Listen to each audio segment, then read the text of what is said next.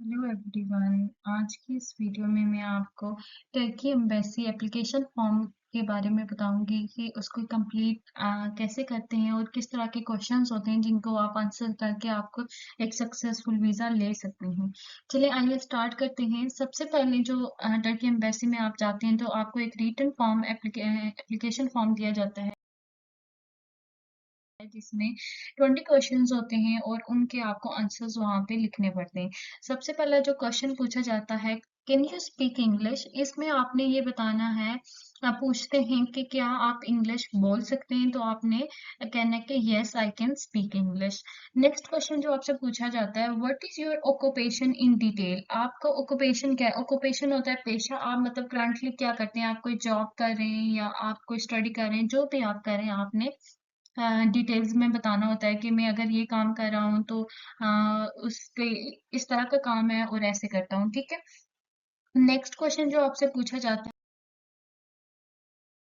वो है, what studies you have completed or currently doing? इसमें आपकी एजुकेशन के बारे में पूछा जाता है कि आप स्टडीज कर चुके हैं, मतलब आप कौन से बैचलर लेवल्स के हैं, ग्रेजुएशन है या मास्टर्स के स्टूडेंट हैं, ठीक है। आप कंप्लीट कर चुके हैं या अभी भी आप स्टडी कर रहे हैं उसमें, ठीक है। उसके बाद आपसे क्वेश्चन पूछा जाता है, आर यू मैरिड? क्या आप मैरिड हैं? अगर तो आप मैरिड हैं तो आपने इसमें करना है यस आई एम मैरिड। अगर नहीं है तो सिंपली कर दें कि no I am not married. उससे नेक्स्ट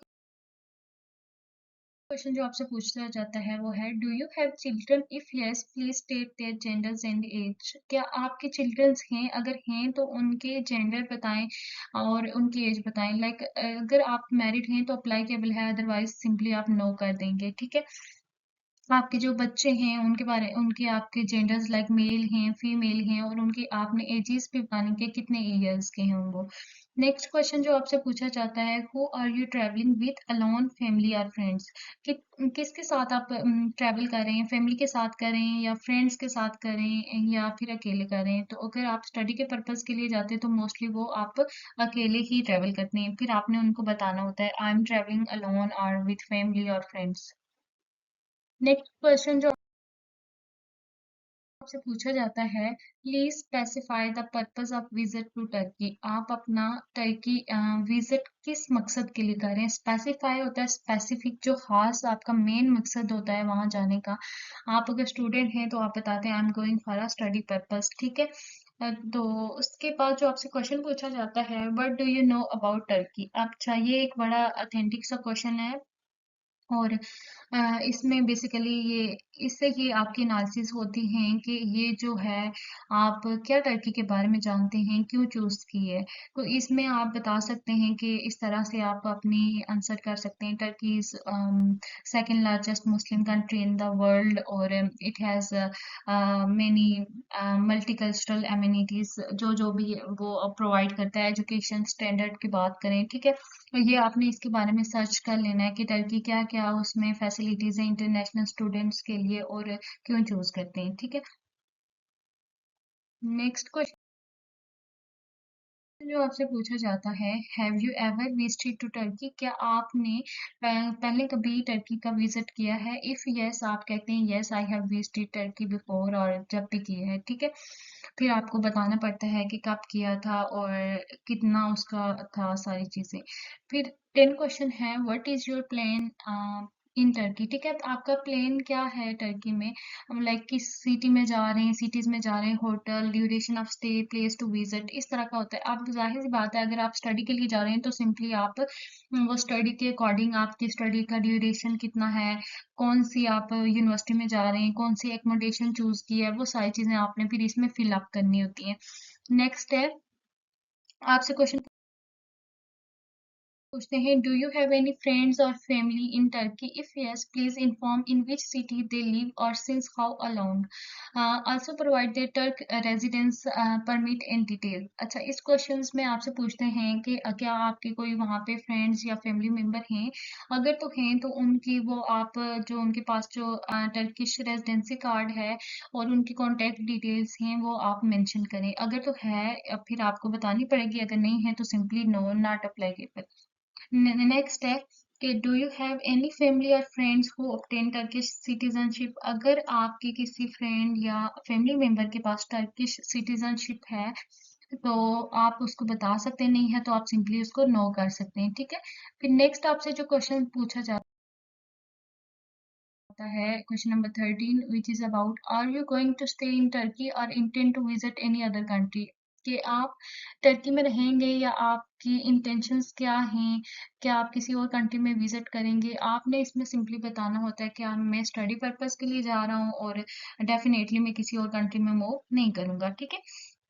उसके बाद जो 14 क्वेश्चन है, 14 क्वेश्चन में पूछा जाता है, if you have visited Turkey before did you face any difficulty in entry point और एनी अदर?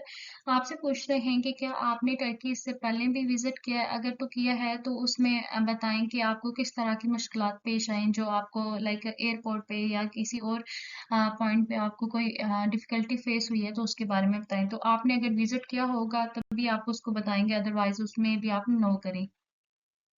नेक्स्ट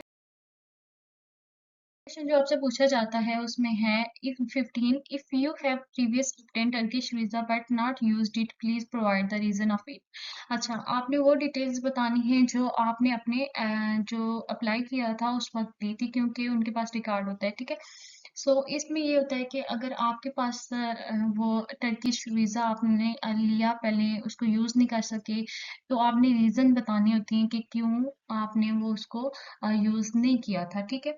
अगर नहीं किया तो सिंपली नो कर दें। Have you ever refused of Turkey visa और एनी अदर कंट्री? अगर क्या आपको कभी टर्की का विजिट सॉरी वीजा और किसी और कंट्री लाइक कोई यूरोपियन कंट्रीज या कोई भी कंट्री है, क्या उसका आपको रिफ्यूजल लगा है?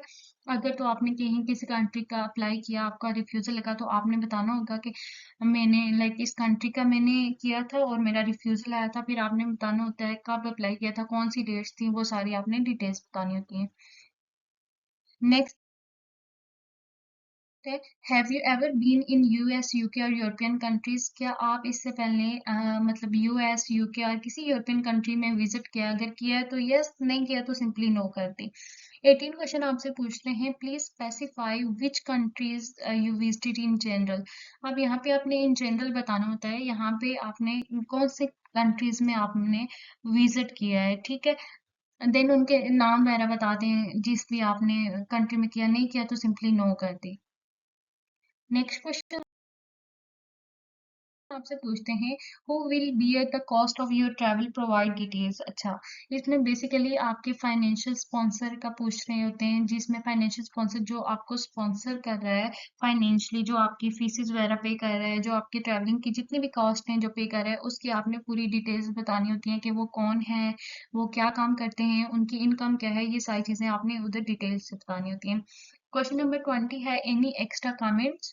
इन एक्स्ट्रा कमेंट्स में आप मतलब अपने बारे में बताते हैं, जो चीज़ आपको लगती है कि like this is useful for me, तो आप उसको बता सकते हैं कि ये मैं ये करता हूँ, अपने बारे में आपने बतानी, जिससे आपको लगता है कि यूजफुल है वीजा के लिए। Thank you for watching my channel.